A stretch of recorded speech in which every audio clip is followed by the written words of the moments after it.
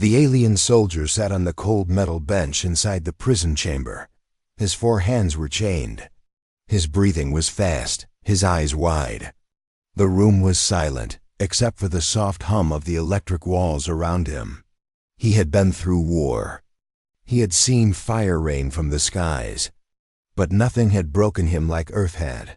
Commander Varnak stood in front of the prisoner, his arms crossed, his face unreadable. "Start talking, Kavarin," the commander said. "What happened on Earth?" Kavarin didn't respond at first. His lips trembled. Then finally he whispered, "I thought they were just myths." "The mission begins 3 weeks ago." Kavarin was not a prisoner. He was a respected strike leader of the Vorak Empire, strong, fearless, and loyal. His team was known for exploring dangerous and unmarked systems. They were sent to investigate a forgotten planet, Earth. The galaxy believed humans were extinct, wiped out in the last cycle. War, hundreds of years ago. Some stories said humans had destroyed themselves. Others said they were defeated by stronger races. Either way, Earth was marked as a dead planet, but new signals were found coming from the Sol system, strange energy pulses, ghost beacons, and artificial noise. Kavarin's mission was simple: land on Earth, scan for life or tech, and report back. He remembered standing aboard the dropship, looking at the dark blue planet below. "So this is Earth," he muttered. One of his soldiers, Vektal, laughed. "Just a dusty rock now. We'll be back before dinner." They were wrong. First, contact with silence. The dropship entered Earth's atmosphere with no resistance, no defense systems, no warnings. It was quiet, too quiet. They landed in what looked like an abandoned city. Tall metal buildings stood like skeletons, roads cracked, overgrown with weeds. No life, no movement, no sound. "Place is dead," said Soldier Noran. Kavarin scanned the area. No signs of radiation, no movement. "It's clean, too clean." The team moved in pairs, exploring the streets. Strange symbols were found on walls, human writing, faded but still visible. "Stay quiet, they hear you." "What does that mean?" Noran asked. They didn't know. Not yet. That night, they set up a small base inside a broken building. The walls were covered in old posters. Human faces looked back at them with smiles that had faded long ago. Kavarin couldn't sleep. The air felt heavy, like something was watching. No animals, no insects, not even wind. Around midnight, the alarms beeped softly. "Motion detected. Sector 9. They checked the cameras. Nothing. Just empty streets. Probably wind," Viktal said. But there was no wind. Disappearance. The next morning, Viktal was gone. His bed was untouched, his weapon still by his side, but he was gone. They searched the building. No blood, no broken walls, no signs of struggle. "Maybe he went out," someone said. Kavarin shook his head. He wouldn't, not without orders. They checked the outer cameras. One showed something. At 3:17 hours, a shadow moved near the camp. Not a creature, not a machine. It walked upright, slowly, calmly. Its body looked human. The camera glitched right after that. The feed ended with static. The writing on the wall. That day, more strange things happened. Their weapons began to malfunction. Lights flickered. Radios played whispers, in human languages none of them understood. Kavarin ordered the team to regroup and prepare to leave, but when they returned to the dropship, it was gone. Only its landing marks remained, burnt circles in the soil. No tracks, no smoke, just gone. Someone had taken a red marker and written on the landing spot, "You should not have come." The words were in perfect Vorak language. "Who did this?" Noran whispered. Kavarin looked around, eyes scanning the empty city. "I don't know. But they're not just watching, they're speaking to us." Second vanishing. That night, Noran stayed awake. She stood watch near the perimeter, her eyes sharp, her weapon ready. At sunrise, She was gone too. No fight. No scream. No sound. Just her helmet, placed neatly on her bed. Inside the helmet was a small piece of paper. A drawing. It showed all 5 of them, Kavaran and his team, standing under a burning sky with shadows above them. Eyes watched them from the dark. The drawing was in human style, but with frightening detail, almost like it had been drawn by someone who had been with them. "I'm pulling us out," Kavaran said. "Now." Too late. They tried to send a distress signal. The transmitter didn't work. All frequencies were jammed. They found the communication array outside the building, broken cleanly, like something sharp had sliced through it. Then they heard footsteps. Not loud, not heavy. Just soft. Careful, like someone walking barefoot on broken glass. They aimed their weapons at the doorway. Nothing came. Just the sound of quiet breathing. Then a whisper. "Run." They didn't know where it came from. Discovery in the museum, with 2 soldiers left, Kavaran and a scout named Riktel. They ran through the streets, looking for cover. They found an old building. The sign read, "War History Museum," inside. They found rows of weapons, armor, and images of past human wars. Tanks, missiles, jet fighters. Strange metal suits. A recording played as they entered. A human voice. "In our darkest times, we became the monsters others feared, and in that fear we found strength." Riktal shook his head. "These humans, they fought each other with this, their own kind?" Kavaran didn't answer. Then he noticed something. A new section, not covered in dust. Clean. Used. Human tech. Black armor. Advanced rifles. Battle suits, far beyond anything in the known galaxy. The plaque read, "Prototype Division, Post-Evacuation Earth Defense." "Evacuation?" Riktal asked. "They're not extinct." Kavaran stepped back, realizing the truth. They never left Earth. They changed it. Hunted from the rooftop, they saw something. A figure, tall, armored, standing completely still, watching them. It didn't move. Didn't speak, just stared. Riktal raised his weapon. "Don't shoot," Kavaran whispered. "Why?" "Because we don't know what happens if we do." They looked back. The figure was gone, captured by fear that night. Riktal snapped. He ran into the streets shouting, "Come out! Fight us!" He was gone in seconds, dragged into the fog by something too fast to see. Kavaran didn't even move. He couldn't. He sat alone in the museum. Behind him, a whisper. "We're still here." Back in the present, in the prison chamber, Kavaran stared at the ground. His voice was low. "I was the only one they let live. They wanted me to remember." "To warn you," Commander Varnak frowned.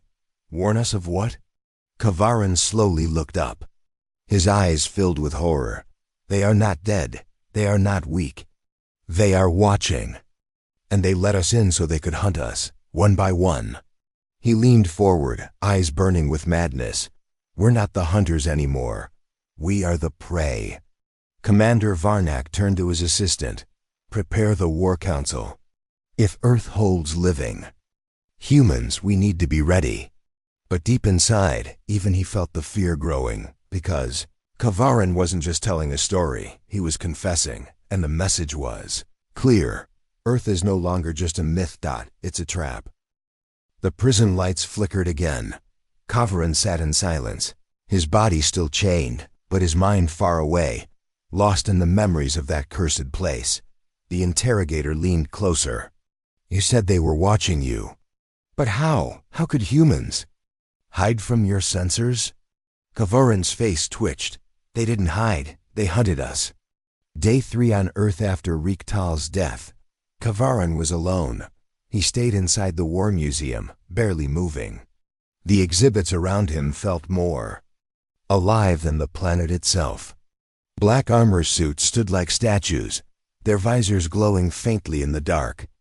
Human weapons lined the walls, primitive looking but powerful. Outside, the city remained silent, but Kavaran felt it. He was being watched. Escape plan he had no working comes. The dropship was gone. His soldiers were all taken. But Kavarin wasn't ready to die. He studied the city map from a terminal inside the museum. There was an old human military outpost 10 clicks north. If he could reach it, maybe there was a beacon or an old transmitter left behind. He stepped outside. Every step careful. Slow. No noise. No movement. Just wind. The first breeze since he landed. But even the wind felt wrong. The chase begins halfway. Through the journey, Kavarin heard footsteps. Not his. Not close, but steady. Measured. He turned. No one. He quickened his pace. The city streets felt like a maze, all too similar. Too quiet. Then he heard a metallic click behind him. He spun around. Weapon ready. Nothing. Just a street lamp flickering above. Then he looked down. A single bullet casing, not fired, just placed neatly on the ground. A message. Into the buildings he entered a tall structure, what humans once called an apartment complex.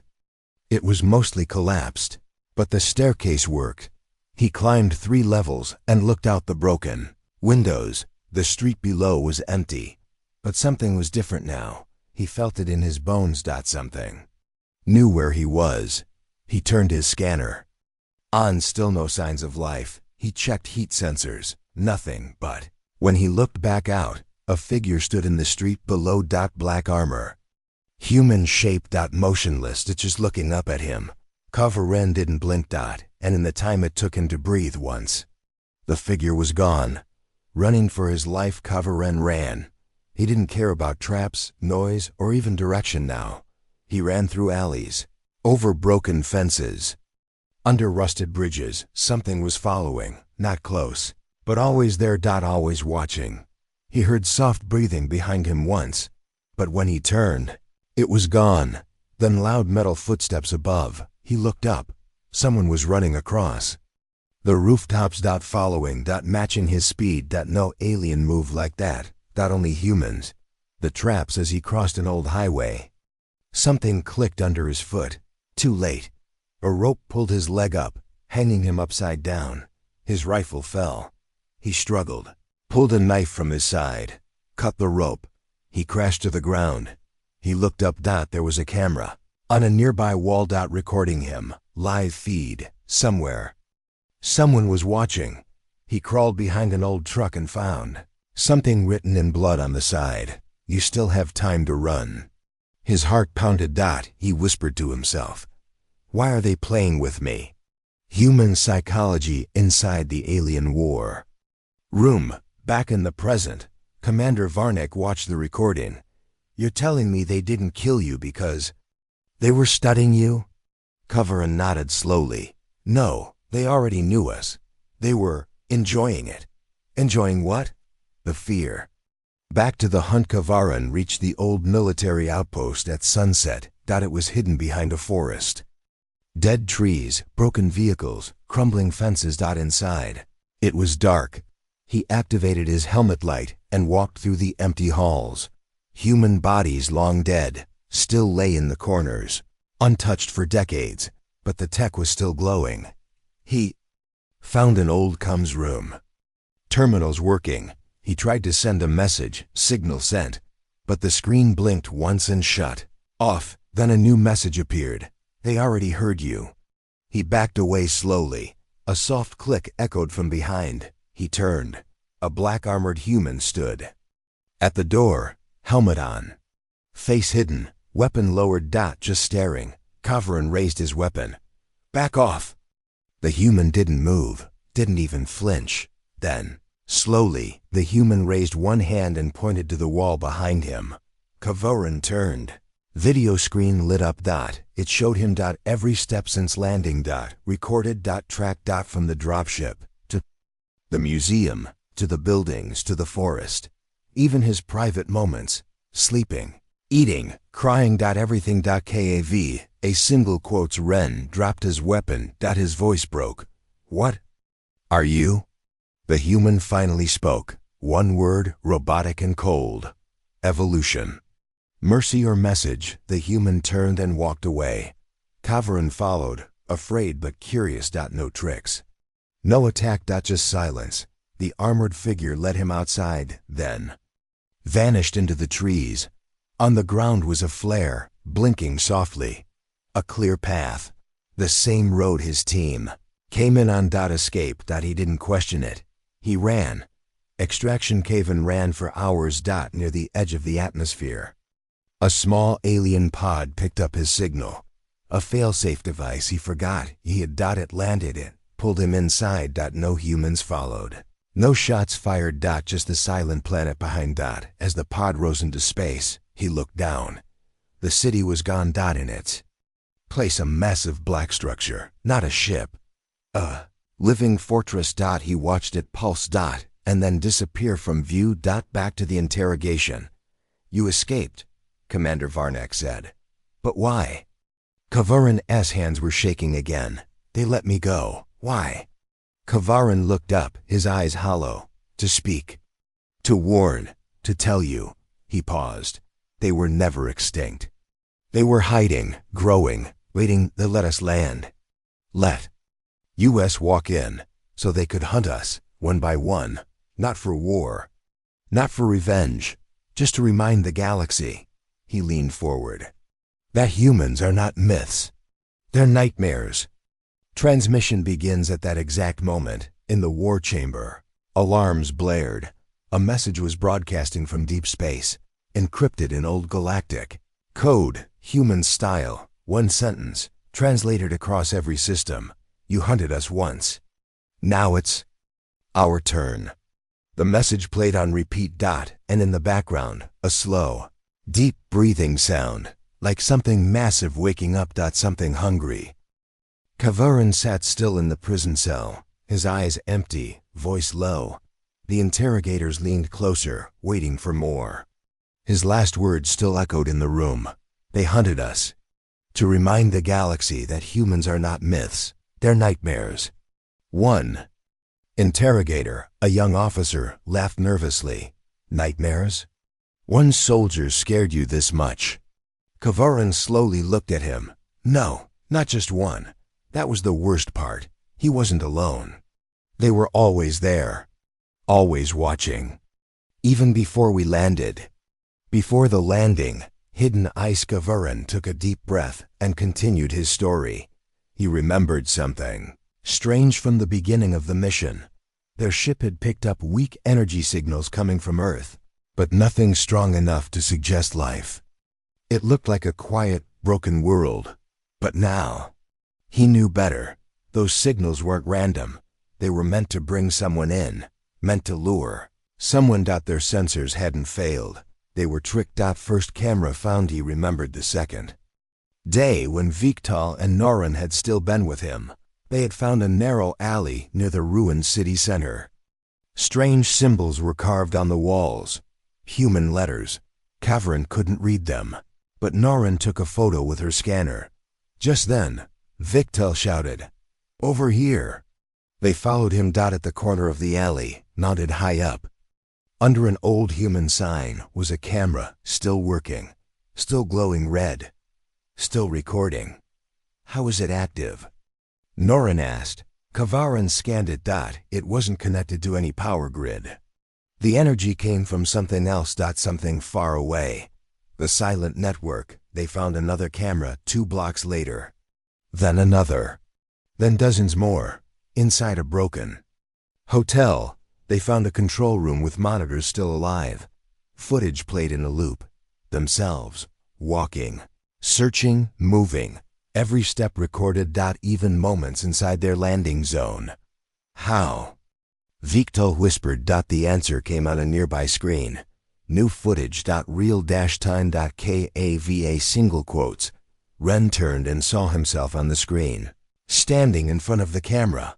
Watching the screen, he took one step back. The screen followed, not a delayed feed. Live. Surveillance. A message appears. One monitor blinked black. Then text appeared. "We learned from you." Then another screen. "We copied your wars, improved them." A third screen lit up. "Now we study fear." Kavarin felt the air turn colder. He grabbed the others. We have to move now. Vanishing again that night, they hid inside a large theater. They blocked the doors and activated shielding drones. Still, something got in. Norrin vanished silently. No fight. No scream. Just gone. In her place. They found her helmet and a small drone, human-made. The drone played a short video. It showed Kavarin's face. Sleeping. Shot from inches away. Someone had been right next to him, and he never even knew. Human's voice. Then came the voice. Not from outside, from the helmet speaker. A calm, male voice. Human, no emotion. We watched your wars. We studied your fear. We perfected silence. You are not here to explore. You are here to feed us. Information. We thank you. A memory of madness back in the present. The interrogator interrupted. Why didn't you fight back? Kavarin stared. We never got the chance. They didn't attack like soldiers. They didn't come in force. They came in whispers. In dreams, in thoughts. Returned to the city in his memory. Kavarin returned to the city center alone. He had no plan, just survival. He noticed something strange. The old streetlights turned on as you walked by. Just for him. He walked faster. They followed, one by one. They lit his path. A trap. He turned to escape, but saw something in the distance. Dozens of black armored humans. Standing still, watching. None of them moved. They just stood like shadows in the fog. The fear. Kavarin ran into a nearby building. An old hospital. Inside he found a strange chamber. Walls were covered with alien faces, his own species. Others too. Each photo had notes written beside it. In human language. Some were crossed out, some circled, and one had a symbol beside it. Small icon. It was his face. And the icon said, "Subject still learning. Show more." He dropped the file. Heart racing. They controlled everything. Suddenly, loud footsteps echoed behind him. He turned. No one. But then, the building's emergency lights turned on. A red arrow on the wall began blinking. Follow. He should have ignored it, but he didn't. Something made him obey. As if his fear was being used against him. Game of fear. The hallway ended in a large open room. Bright lights turned on. And in the center, a chair. Simple, metal. He stepped toward. If from a speaker above, the voice spoke again. You survived longer than most. We will let you leave, so you can tell your people what you saw. But first, sit. Kavarin hesitated. Then sat. The chair locked his arms and legs instantly. He tried to move. COULDN single quotes D. The screen in front of him came alive. Then his worst memories began to play. Not real ones, but images pulled from his mind. Battles, death, regret, pain, everything. He feared, in full detail. He screamed. The chair held him tight, and above the screen, a human eye appeared. Watching. Back to the present. Kavarin closed his eyes, breathing heavily. They didn't just want to kill us, he said. They wanted to study our fear, learn how it works, improve their methods. Commander Varnak stood slowly. What kind of monsters do this? Kavarin replied quietly. Not monsters. Humans. Confirmation just then. The prison alarm sounded. A message came through. Top security. All warships called to attention. A long-distance probe had returned from Earth. The fleet sent to scan the Sol system had gone dark. Only one thing came back. A file. A single video. The council played it. The human message. A screen showed Earth from orbit. Then static. Then a room, dark, empty. A man stepped forward. Black armor. Human face. He looked directly at the camera and spoke. We allowed one of yours to leave. We allowed him to speak. You didn't listen. Now we are listening to you. We are listening to all of you. Then the screen went black. Under it, a final message blinked. We are the silence. and we are watching. Panic begins in the council room. Leaders shouted, argued, demanded answers. Kavaran sat alone. He whispered to no one. They were watching before we came. They watched when we walked, when we slept, when we feared. And now, they're watching the whole galaxy. He smiled, just slightly, a broken smile.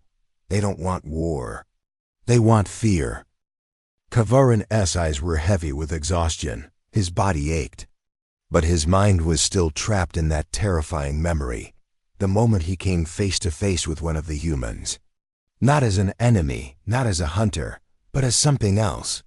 Something worse. He whispered in the dark prison chamber. He didn't kill me. He let me go. The last survivor after the fear room experience. Kavaran was broken. His squad was gone. His hope was gone. His spirit crushed by the silence and the watchful eyes of Earth's shadows. For days, he wandered the ruins alone, moving carefully but without direction. His weapons were low on power. His armor was damaged. His heart was heavy. He believed death was near. The final encounter one evening, when the pale sun was disappearing behind ruined skyscrapers, Kavaran hid inside the remains of a large building. The air was still. No wind. No sounds except distant echoes. Suddenly, footsteps. Slow, calm, controlled, closer and closer. Kavaran grabbed his rifle and aimed at the entrance. The shadow appeared. Tall. Wearing black armor. No signs. No emotion. A helmet hid the face. Kavaran's hands trembled. The silence. Between them, the figure stopped at the entrance. Did not speak. Did not raise a weapon. Just stood. Kavaran shouted, "Why are you here? Kill me. End this." The figure remained still. Then slowly, the human raised one hand, not in attack, but in greeting. Kavaran's breath caught. "Why?" The human lowered the hand, turned away, walked into the darkness. Shock and confusion. Kavaran stayed frozen. Question burned in his mind. Why would the hunter let the prey live? He wanted to follow, to attack, to understand, but he was too weak. His mind was spinning. He fell asleep sitting against the wall. The next morning, when Kavaran woke, the black-armored figure was gone. In the place where he had stood was a small flare. Blinking softly. It pointed toward a path, a way out. Kavaran hesitated. His instincts screamed danger, but his hope whispered escape. The escape route. He followed the flare's light. The path led him through shattered streets, abandoned vehicles, broken bridges. The air was thick with silence, but the flare kept blinking. After hours of walking, Kavaran reached a clearing. There, a small dropship waited. Its engines were cold, but ready. The dropship. Kavaran boarded the ship. He tried to start the engines. No sounds at first.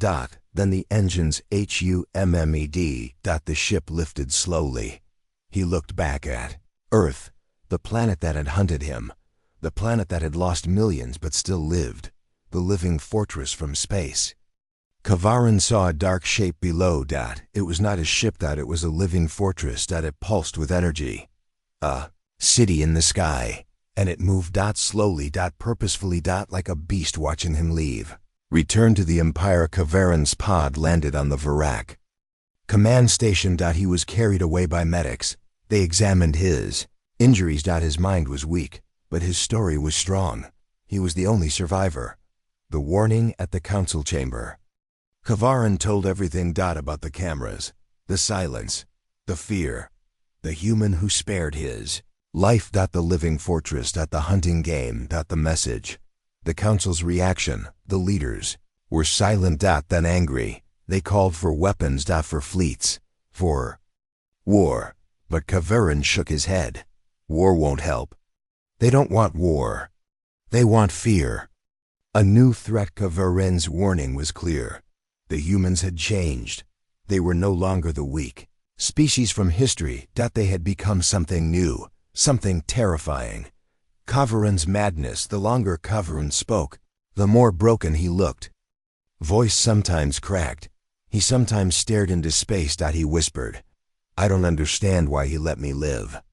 Maybe it was to scare us. Maybe it was a message. The message echoed Kavaren's mind, kept turning over the moment of mercy. Why spare him? What was the purpose? He thought about the flare. About the silent path.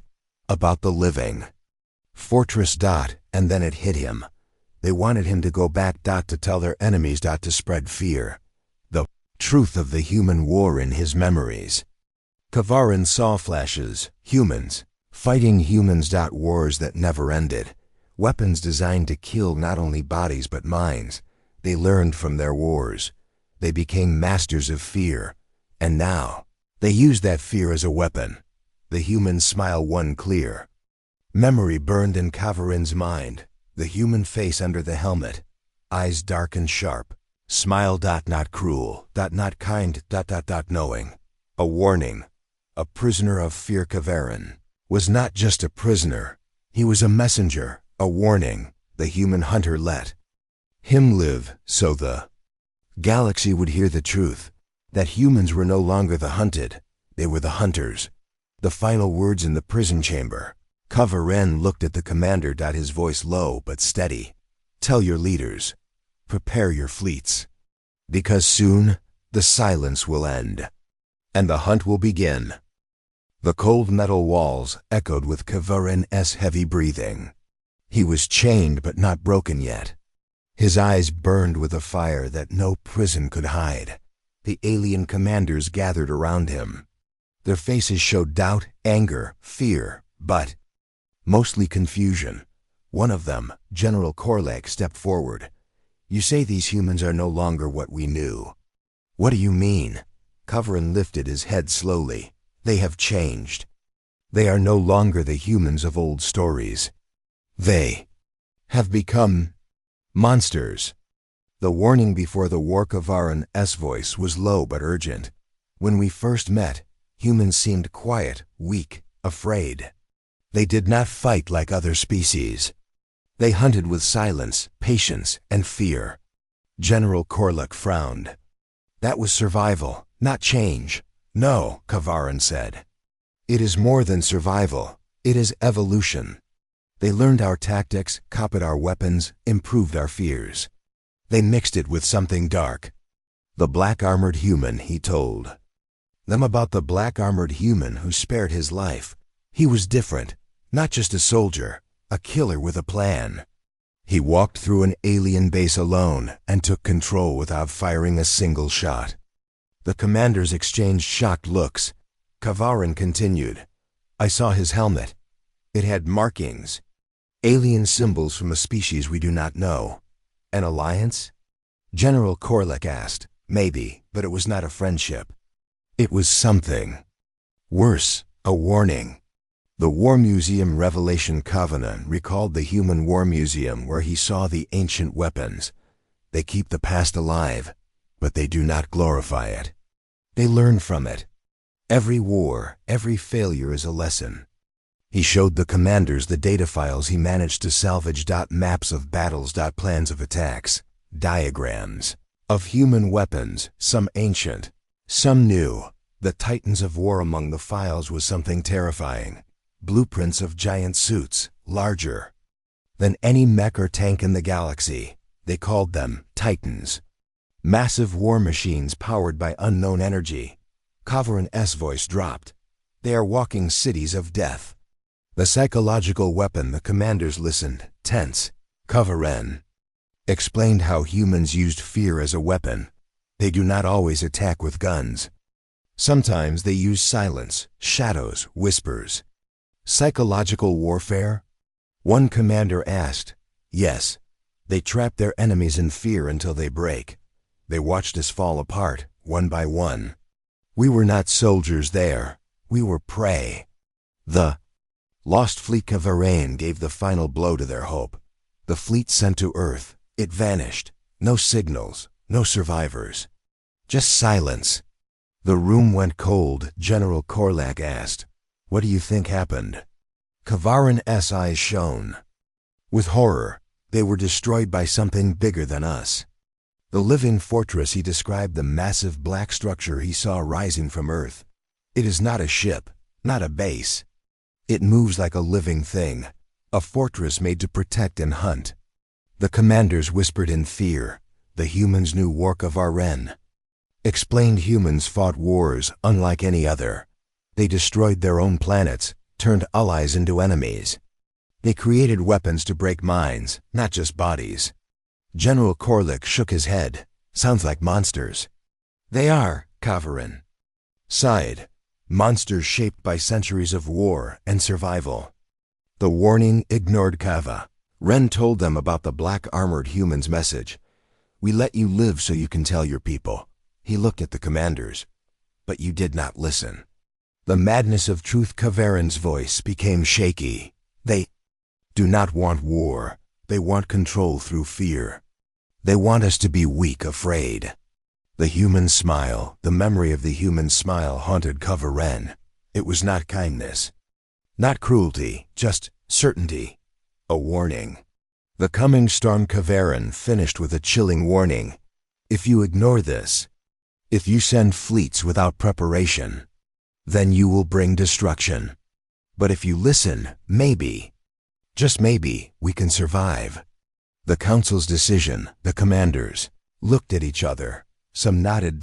Some remained silent. But the seed of fear was planted. Earth was no longer just a myth. It was a nightmare. The sky above Earth looked calm, peaceful. But deep in space, near the edge of the solar system, a powerful alien fleet waited in silence. It was the largest force ever sent to Earth by the Galactic Alliance. Admiral Threk stood inside the command bridge of the lead battleship Ravager 1. His sharp yellow eyes stared at the distant blue planet on the screen. Begin approach, he ordered. The fleet moved forward. 150 warships, including destroyers, carriers, stealth frigates, and dreadnoughts. This was not a mission. This was a show of power. But what followed next was something no one had expected. First disappearance. 20 ships went ahead as the scout group. They crossed Neptune's orbit in perfect formation. For the first 10 minutes, everything was normal. Then, the signals went silent. No messages. No response. No trace. Threx frowned. Send recon drones. The drones followed. Within minutes, they too vanished. The confusion begins inside Ravager 1. Tension filled the air. Admiral Threx paced slowly. This is not possible. Earth doesn't have cloaking fields strong enough to block our scans. An officer replied, Sir, our long-range sensors now show strange static around Earth's orbit. Something's jamming us. Jamming? Threx whispered. Impossible. Not at this level. He clenched his jaw. Send 30 more ships. Full combat formation. Shields up. Weapons armed. They obeyed. The ships jumped forward. Then, complete silence again. A message from nowhere. Just as panic began to rise, a signal came in. But it wasn't a distress call. It was a video. One of the captains. His face pale, eyes wide. Blood on his uniform. Behind him was fire, sparks, and a strange black smoke that moved like it was alive. His voice shook. Do not come here. This is not a planet. It's a trap. They see us before we see them. They static. End of transmission. The enemy that doesn't show itself stared at the frozen image of the captain's terrified face. He turned to his staff. Who attacked them? Unknown, Admiral. No ships. No signs. It's like ghosts. Ghosts. Don't tear through reinforced hulls and block warp drives. Threx barked, but he couldn't hide the fear in his own eyes. Something was wrong. Deeply wrong. The disappearing time then. Something strange happened. The fleet's internal clocks began to fail. Ships reported lost time. Hours disappearing in seconds. One ship reported seeing Earth's moon twice. From different angles. Another said stars in the background were moving unnaturally. Temporal interference? Asked the science officer. No, whispered Threx. This is designed. They're playing with our minds. Sudden return. One ship then. A miracle. One destroyer returned, but it was not the same. Its hull was melted, twisted. Symbols were burned into the metal, human symbols. Its crew gone, not dead. Not alive. Gone. The ship floated silently, engines cold. No signs of a fight. Yet the ship looked like it had survived hell. Threx's desperation. Threx's hands shook. He ordered all ships to pull back, but it was too late. One by one, ships started blinking out. Not exploding, vanishing, like someone was erasing them from reality. Who's doing this? Threx whispered. Then came the answer. The human broadcast. A voice came through the ship's intercom. It wasn't from the fleet. It was from Earth. A human voice. Deep, calm, clear. You were warned. No background noise, no threats. Just that voice. You stepped onto a world that no longer welcomes visitors. Your technology is advanced, but your understanding is limited. You sent your best, and now they belong to the silence. The black fog from behind Neptune. A strange black fog began to move, but it wasn't fog. It was alive. Sensors couldn't scan it. Lasers went through it, but every ship it touched vanished. The fog moved like a shadow with intelligence. It didn't chase. It hunted. Threx gave the final order. All ships retreat now. Only 3 survived out of 150 ships. Only 3 escaped. They jumped to light speed without formation, coordination, or command. Their captains didn't care about honor or mission. They only wanted to survive. Back at the Galactic Council, the survivors returned with shaky voices and broken minds. The Council watched the recordings. Ships disappearing. Voices screaming. Unseen weapons. The message. You were warned. And the black fog. Some believed it was human tech. Others said it was Earth itself. One scientist said softly, maybe it's not them we're fighting. Maybe they woke something older. The Council divided. Fear spread through the galaxies. Half the Council wanted peace talks. The other half screamed for revenge. But all feared one truth. Humans were no longer prey. They were predators. Threx's final report. Admiral Threx sent one final message. He looked tired. His voice low. This is not a battle we can win. Do not test the darkness inside Earth. It doesn't forgive. The silence continues. No more fleets were sent after that day. The sky around Earth went silent again. But far below, deep inside Earth, something stirred. The black-armored humans had watched everything. They smiled. Phase 1 was complete. Now, it was time to visit their enemies. The stars were calm. The Galactic Alliance waited. Their fleets were quiet. Their worlds watched. Earth had not responded in weeks. No messages, no attacks. Just silence. But the silence was not peace. It was the deep, heavy silence. Just before the storm. Fear in the Council. Inside the Great Hall of the Galactic Council, leaders from hundreds of alien species argued. Earth must be destroyed before they strike again. No, we must understand what they've become. They erased 147 warships in minutes. That is not normal. They did not even send their own ships. Something else attacked us. They warned us, and we didn't listen. Every voice was full of fear. The human threat had become a shadow over the stars. A signal from Earth then, without warning. A signal came. Clear. Short. From Earth. Just one word. Coming. The hall fell silent. No more shouting. No more debating. Only cold fear. They had not sent a fleet. They had not answered calls. Now they were coming. The Watchers appear on the edge of many worlds. Strange things were seen. Satellites going dark. Space stations reporting shadows moving past them faster than light. Unmanned probes found destroyed. Not by lasers. Not by missiles. Ripped apart. As if something walked through them. Some reports said they saw black shapes, humanoid but large. Too large. Tall as buildings. They called them Watchers, but no one had seen them fully. They appeared, then vanished, like ghosts in armor. The first strike, the planet Kreger 7. was a stronghold world of the Alliance. Full of weapons, thousands of soldiers, orbital defense grids. No one feared attack there. Until the sky broke open. A single human warship appeared. Small, silent. Then 6 black pods dropped from it. They hit the ground with deep thuds. The defense grid fired. But the pods were too fast. When the soldiers rushed to the impact zone, there was nothing. No bodies. No pods. Only shadows. Then the screaming started. The human titans. They came out of the smoke, tall, dark figures with glowing red eyes. Each one moved like a ghost, fast, strong, cold. The soldiers fired. Their bullets and plasma blasts hit nothing but air. One titan tore through a bunker wall. Another picked up a tank like a toy and crushed it with one hand. The air grew colder wherever they walked. One soldier cried, "They're not human. They're not human."